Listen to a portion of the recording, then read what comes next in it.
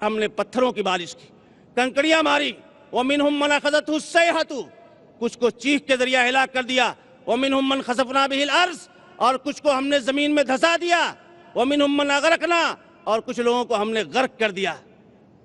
یہ مظاہرہ ہے اس بات کا کہ اللہ تبارک و تعالیٰ کی غیرت کو اگر للکارا جائے گا تو اس کا انجام سامنے آئے گا اور اس کو بھگتنا پڑے گا۔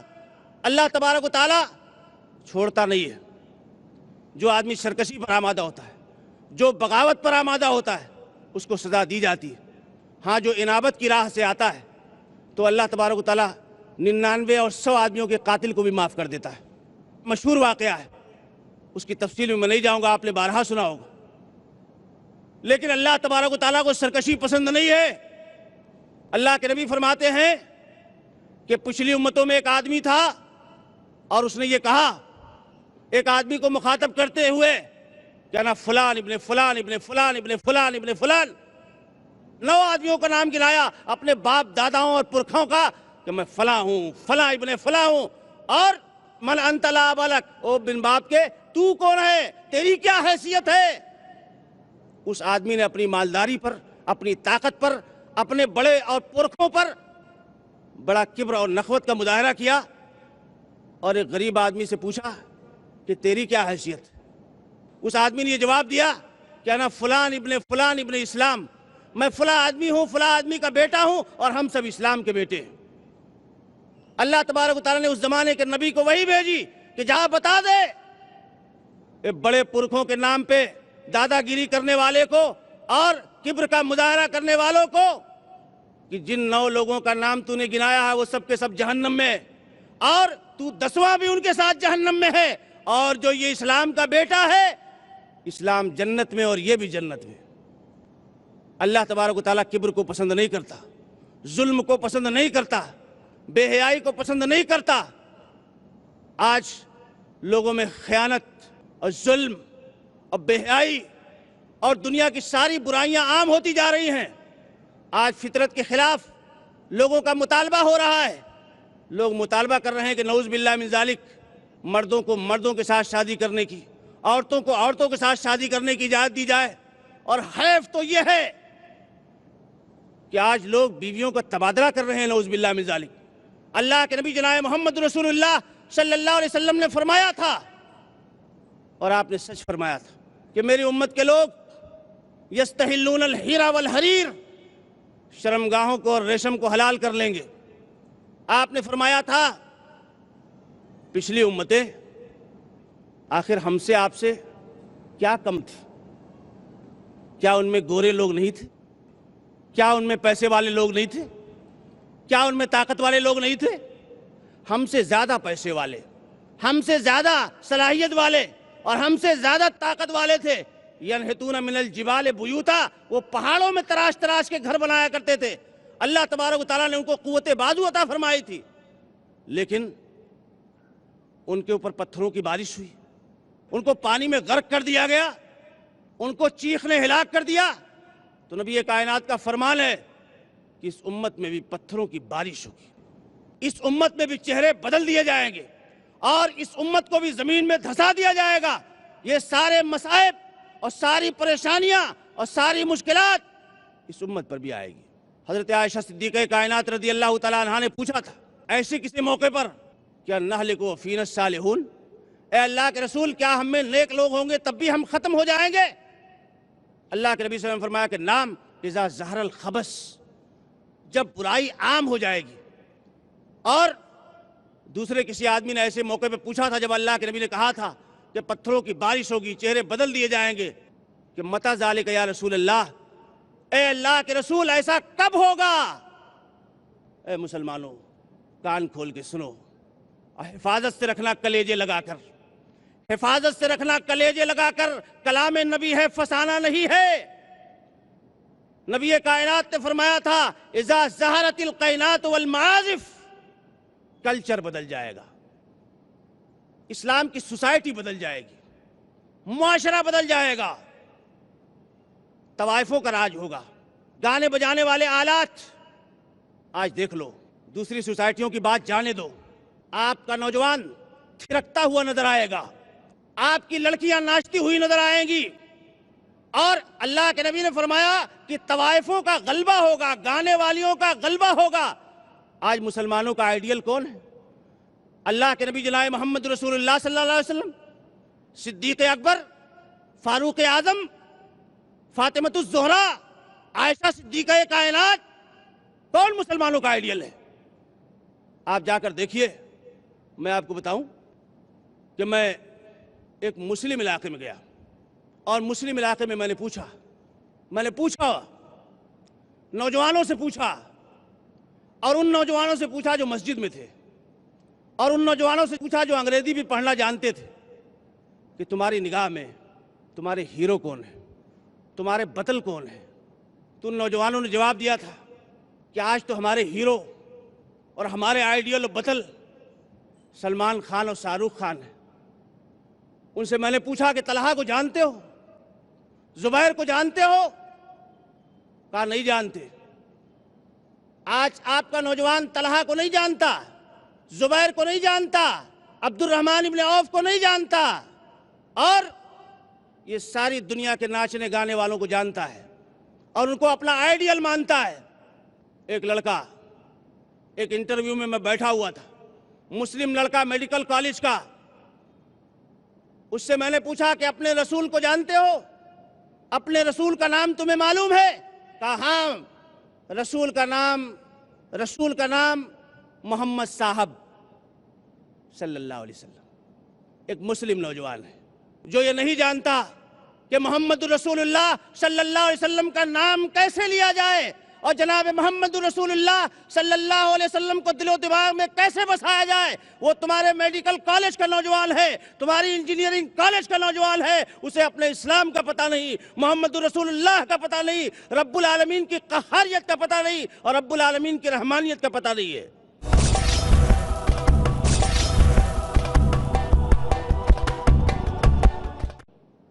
یہ مسلم سماج و معاشرہ کہاں جا رہا ہے؟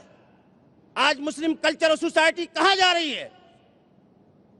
کوئی ایک بہت بڑے خطیب ہیں، انہوں نے ایک مرتبہ اپنا واقعہ بیان کیا کہ ہم پچھلے زمانے میں کمیونسٹ تھے، اور ہمارے جو کمیونسٹ سردار تھے کویت کے، وہ مصر گئے، اور مصر سے جب واپس آئے تو کہنے لگے کہ حقیقی اشتراکیت مصر میں پائی جاتی ہے۔ کہا کیسے؟ کہا مصر کے لوگ بہت ہی روشن خیال اور بہت ترقی یافتہ ہیں۔ کہا کیسے ترقی یافتہ ہیں؟ کہا وہ اس طرح ترقی یافتہ ہے کہ رات کو جب میں گیا ان کے یہاں گھر میں، تو ایک کمرے میں مجھے لٹایا، ایک بستر پہ لٹایا، اور اسی بستر پر ان کی بیوی بھی سو رہی تھی اور وہ خود بھی سو رہے تھے۔ کہا یہ روشن خیالی کا اعلیٰ نمونہ ہے۔ کہا میں نے پوچھا کہ آپ اتنے روشن خیال کیوں نہیں ہیں؟ کہا ہم لوگ ابھی اتنے روشن خیال نہیں ہو سکے۔ مسلم معاشروں کا یہ حال ہو رہا ہے، مسلم سماج اور سوسائٹی کا یہی حال ہو رہا ہے۔ آج بہت سے لوگ مسلمانوں کو مشورہ دیتے ہیں کہ مسلمانوں کی پستی اس وجہ سے ہے کہ ملا ان کو مسجد کی طرف بلاتا ہے، ملا ان کو قرآن کی طرف بلاتا ہے، ملا ان کو سنت رسول اللہ کی طرف بلاتا ہے۔ اللہ کی قسم، اگر کتاب اللہ کو چھوڑا گیا، سنت رسول اللہ کو چھوڑا گیا، تو تمہاری تقریریں اور تمہاری تعلیم، تمہاری انجینئرنگ، تمہاری ڈاکٹری تمہارے کوئی کام نہیں آ سکتی، کوئی کام نہیں آ سکتی ہے۔ اور آپ دیکھو تو صحیح کہ نبی کائنات علیہ الصلوۃ والسلام نے ایک مرتبہ احد کی پہاڑی پہ تیر اندازوں کو بٹھایا تھا اور کہا تھا کہ حالات چاہے جیسے بھی ہو جائیں اس کو چھوڑ کے نہیں ہٹنا۔ دیکھا آپ نے، جب صحابہ کرام کو فتح حاصل ہوئی تو پہاڑی چھوڑ دی گئی، وہ پہاڑی چھوڑ دی گئی، اور جیتی ہوئی جنگ اور جیتی ہوئی بازی ہار گئی، امت ہار گئی۔ اللہ کے نبی صلی اللہ علیہ وسلم زخمی ہو گئے۔ اللہ تبارک و تعالیٰ کو یہ گوارا نہیں ہے کہ جناب محمد رسول اللہ صلی اللہ علیہ وسلم کا حکم توڑا جائے، اور ایسا آج کی بات نہیں ہے، ہر زمانے میں ایسا تھا۔ اللہ تبارک و تعالیٰ نے حضرت داؤد علیہ السلام کی قوم میں طالوت ظالم کا خاتمہ کرنے کے لیے لوگوں نے مطالبہ کیا کہ ہمارے لیے ایک بادشاہ متعین کیا جائے، ہم اس کے جھنڈے کے نیچے جالوت جو ظالم ہے اس کے خلاف جنگ کریں گے۔ اللہ تبارک و تعالیٰ نے طالوت کو بادشاہ متعین کر دیا۔ طالوت چلے اپنے ساتھیوں کو لے کر، ایک ندی آئی راستے میں، کہا کہ خبردار، حکم یہ ہے کہ ندی کا پانی نہیں پینا ہے۔ اللہ تعالیٰ کی آزمائشیں عجیب و غریب ہوتی ہے۔ بنی اسرائیل کو کہا گیا کہ سنیچر کے دن شکار نہیں کرنا، اور مچھلیوں سے کہا گیا کہ جا کے اچھلو سنیچر کے دن، جا کے اچھلو سنیچر کے دن، اور مچھلیاں اچھلتی تھیں اور وہ آزمائش میں ڈالے گئے۔ انہوں نے ہیلا نکالا کہ جمعہ کو جال لگائیں گے اور سنیچر کو نہیں، اتوار کو نکالیں گے۔ یخادعون اللہ، اللہ کو دھوکہ دینے کی کوشش۔ اللہ تبارک و تعالیٰ نے ان کو ذلیل بندروں میں تبدیل کر دیا۔ اللہ تبارک و تعالیٰ نے ان کی غداریوں کی وجہ سے مختلف طرح کے عذاب کا ان کو شکار کیا۔ تو حضرت طالوت نے یہ حکم دیا اپنی قوم کے لوگوں کو کہ خبردار، اس نہر سے، اس ندی سے پانی نہیں پینا ہے، ہاں صرف ایک چلو، اگر بہت زیادہ شدت ہو تو پی سکتے ہو۔ بہت تھوڑے لوگوں نے صبر کیا۔ یہ ایک رمز ہے، امت کو سمجھنا چاہیے کہ انبیاء کی تعلیمات کا نتیجہ کیا ہوتا ہے اور اللہ کے حکم کو توڑنے کا نتیجہ کیا ہوتا ہے۔ بہت کم لوگوں نے پانی نہیں پیا، زیادہ لوگوں نے پانی پی لیا۔ جب تھوڑی دور گئے تو کہنے لا طاقت لنا اليوم بجالوت وجنودہ، آج جالوت سے لڑنے اور اس کے لشکر سے لڑنے کی ہمارے اندر طاقت نہیں ہے۔ نبی ان لوگوں کو لے کے چلے جنہوں نے پانی نہیں پیا تھا، اللہ نے ان کو فتح دی، لیکن وہ لوگ میدان سے پیچھے رہ گئے جنہوں نے پانی پی لیا۔ اگر آپ نے پانی پیا، نافرمانی کا پانی پیا، رسول کے ساتھ بغاوت کا پانی پیا، اللہ تبارک و تعالیٰ کے حکم کو توڑنے کا پانی پیا، تو کوئی جائے پناہ اور جائے امن نہیں ہے۔ ہمارے لیے امن و پناہ کا ایک ہی راستہ ہے، اور وہ راستہ یہ ہے کہ اللہ کی اطاعت کی جائے، اللہ کی فرما برداری کی جائے، اور اپنے تمام معاملات میں اللہ تبارک و تعالیٰ کے حکم کو مانا جائے۔ ہم اور آپ میرے بھائیوں بڑے بڑے کام کرتے ہیں اور بالکل بے فکر رہتے ہیں۔ حضرت عائشہ رضی اللہ تعالیٰ عنہ فرماتی ہیں کہ جن گناہوں کو تم بہت معمولی سمجھتے ہو، وہ ہم نبی کائنات علیہ الصلوۃ والسلام کے زمانے میں ہلاک کرنے والا گناہ اس کو سمجھتے تھے۔ اور صحابہ کو دیکھو، حضرت حنظلہ رضی اللہ تعالیٰ عنہ ایک دن گھر میں بیٹھے بیٹھے نکل پڑے بہت افسوس کے ساتھ، اور یہ کہتے جاتے تھے نافقہ حنظلۃ، نافقہ حنظلۃ، حنظلہ منافق ہو گیا، حنظلہ منافق ہو گیا۔ صدیق اکبر نے سنا تو کہا حنظلہ کیا بات کرتے ہو، اللہ کے نبی کا ایسا پیارا صحابی اور یہ کہہ رہا ہے کہ میں منافق ہو گیا۔ کہا ہاں، ہم لوگ اللہ کے نبی صلی اللہ علیہ وسلم کی خدمت میں ہوتے ہیں، آپ جنت اور جہنم کا بیان کرتے ہیں، کأننا رأی عین، ایسا معلوم ہوتا ہے کہ ہم لوگ آنکھ سے وہ نظارہ دیکھ رہے ہیں، لیکن جب اپنی بیویوں کے ساتھ آتے ہیں، بچوں کے ساتھ آتے ہیں، تو وہ کیفیت ہماری ختم ہو جاتی ہے اور وہ حالات ہمارے ختم ہو جاتے ہیں۔ تو صدیق اکبر نے کہا کہ حنظلہ میں بھی یہ کیفیت پاتا ہوں۔ ہم سب چلتے ہیں اللہ کے نبی صلی اللہ علیہ وسلم کی خدمت میں اور نبی کائنات علیہ الصلوۃ والسلام کی خدمت میں، دونوں حاضری دیتے ہیں اور یہ کہتے ہیں حضرت حنظلہ کہ حنظلہ منافق ہو گیا اللہ کے رسول۔ اللہ کے نبی فرماتے یہ کیا کہتے ہو؟ کہا اللہ کے نبی، جب آپ کی مجلس میں ہم ہوتے ہیں، آپ جنت و جہنم کا بیان کرتے ہیں تو ایسا لگتا ہے کہ ہماری نگاہوں میں جنت و جہنم کے نظارے ہیں، اور دل و دماغ کی جو کیفیت ہوتی ہے وہ عجیب ہوتی ہے، لیکن ہم اپنی بیویوں کے پاس جاتے ہیں، اپنے بچوں کے ساتھ جاتے ہیں تو حالات بدل جاتے ہیں۔ اللہ کے نبی جناب محمد رسول اللہ صلی اللہ علیہ وسلم نے فرمایا کہ اگر تم ہمیشہ اسی حالت میں رہو جس حالت میں میری مجلس میں ہوتے ہو تو فرشتے تم سے مصافحہ کریں، تمہارے گھروں میں آ کر اور تمہارے راستوں پہ فرشتے تم سے مصافحہ کریں، لیکن اے حنظلہ کبھی ایسا اور کبھی ویسا، ساعتوں و ساعہ، کبھی کوئی گھڑی ایسی اور کوئی گھڑی ویسی۔ یعنی اسلام ایسا دین نہیں ہے جو بیوی بچوں کے ساتھ گھلنے ملنے سے، ہنسنے کھیلنے سے روکتا ہو، یا دوستوں کے ساتھ ملنے اور خوش گپیاں کرنے سے منع کرتا ہو، ایسا نہیں ہے۔ لیکن اللہ کا خوف رکھو۔ بات یہ تھی کہ حضرت حنظلہ رضی اللہ تعالیٰ عنہ اور بڑے بڑے صحابہ کو یہ احساس تھا کہ کہیں اللہ تبارک و تعالیٰ ہماری گرفت نہ کر لے، اللہ تبارک و تعالیٰ ہمیں پکڑ نہ لے۔ اور جس دن قبرص فتح ہوا تھا، حضرت ابو درداء رضی اللہ تعالیٰ عنہ رو رہے تھے۔ لوگوں نے پوچھا کہ آپ کیوں روتے ہیں؟ آج تو خوشی کا دن ہے، آج تو مسلمانوں کو فتح عظیم نصیب ہوئی ہے۔ کہا روتا اس لیے ہوں کہ یہ امت بھی بہت نوازی گئی تھی، اب بڑی خوشگوار زندگی اس نے گزاری، عیش و آرام کی زندگی گزار رہی تھی یہ قوم، لیکن جب اس نے اللہ کی نافرمانی کی تو اللہ کی نگاہوں سے گر گئی۔ مجھے یہ خوف ہے کہ محمد رسول اللہ صلی اللہ علیہ وسلم کی امت بھی کبھی اس حد تک نہ پہنچ جائے، کبھی اس حد تک نہ پہنچ جائے، اس لیے روتا ہوں۔ آج بڑے بڑے مشورے ہمیں ہمارے لیڈروں سے ملتے ہیں، ہمارے واعظین سے ملتے ہیں، لیکن ہمارے سامنے کامیابی کا، نجات کا، اللہ کی رحمت کا صرف ایک راستہ ہے۔ میرے بھائیو، اس حقیقت کو سمجھو، اور دنیا کی کوئی طاقت ذلت سے اٹھا نہیں سکتی ہے۔ اللہ تبارک و تعالیٰ نے قرآن پاک میں فرمایا کہ من یہن اللہ فما لہ من مکرم، اللہ رسوا کرنے پر آمادہ ہو جائے اس کو عزت دینے والا کوئی نہیں۔ حضرت عمر ابن خطاب رضی اللہ تعالیٰ عنہ کو یاد کیجیے۔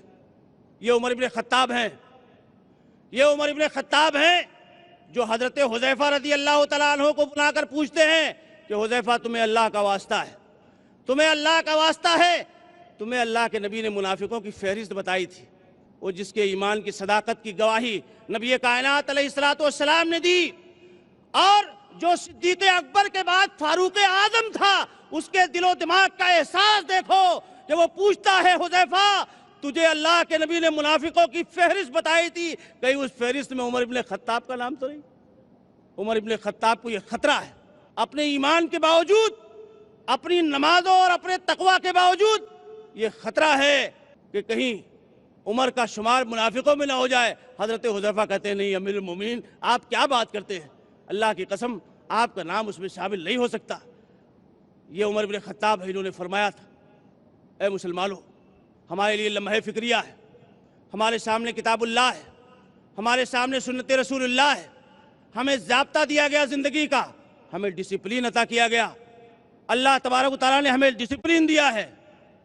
آپ دیکھیے کہ عمر ابن خطاب رضی اللہ تعالیٰ عنہ کو بیت المقدس کے عیسائیوں نے یہ شرط رکھی کہ اگر تمہارا مسلمانوں کا امیر ہمارے پاس آئے گا تو بغیر لڑے بھیڑے کنجی تمہارے حوالے کر دی جائے گی۔ حضرت ابو عبیدہ رضی اللہ تعالیٰ عنہ نے خط لکھا کہ امیر المومنین، یہاں کے پادریوں کا یہ کہنا ہے کہ اگر تمہارا بادشاہ یہاں آتا ہے تو ہم بغیر لڑے بھیڑے وہ کنجی اس کے حوالے کر دیں گے، آپ آ جائیے۔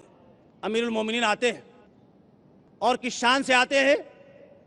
ایک ہی اونٹنی ہے جس میں غلام بھی سوار ہوتا ہے، خود بھی سوار ہوتے ہیں، اور جب بیت المقدس کے پاس پہنچتے ہیں تو غلام سوار ہوتا ہے، نکیل امیر المومنین کے ہاتھ میں ہوتی ہے، پیون لگے ہوئے کپڑے پہنے ہوئے۔ حضرت ابو عبیدہ رضی اللہ تعالیٰ نے دیکھا تو بہترین سواری منگائی، اچھا کپڑا منگایا، اور کہا کہ امیر المومنین یہ ظاہر دار قوم ہے، آپ اچھا کپڑا پہن لیجئے، اچھی سواری پہ آ جائیے۔ امیر المومنین رضی اللہ تعالیٰ نے فرمایا کہ ابو عبیدہ، اگر تیری جگہ کوئی دوسرا آدمی یہ بات کہتا تو میں اسے دنیا بھر کے لیے عبرت بنا دیتا، لیکن ابو عبیدہ کا ایمان امیر المومنین کو معلوم تھا، ان کی سبقتیں معلوم تھی، ان کا مرتبہ و مقام معلوم تھا۔ کہا کہ اے ابو عبیدہ، نحن قوم عزنا اللہ بالاسلام، ہم بکریوں کے چلانے والے، ہم دنیا میں خاری کے ساتھ پھرنے والے، اے ابو عبیدہ نحن قوم عزنا اللہ بالاسلام، ہم وہ قوم ہیں کہ جس کو اللہ نے عزت اسلام سے دی ہے، وَمَحْمَدْ ابْتَغَيْنَا الْعِزَّةَ بِغَيْرِهَا أَذَلَّنَا اللَّهُ، اگر ہم نے عزت کہیں اور تلاش کی تو اللہ ہم کو ذلیل کر دے گا۔ یہ حقیقت ہے جس کو آج مسلمانوں کو سمجھنے کی ضرورت ہے۔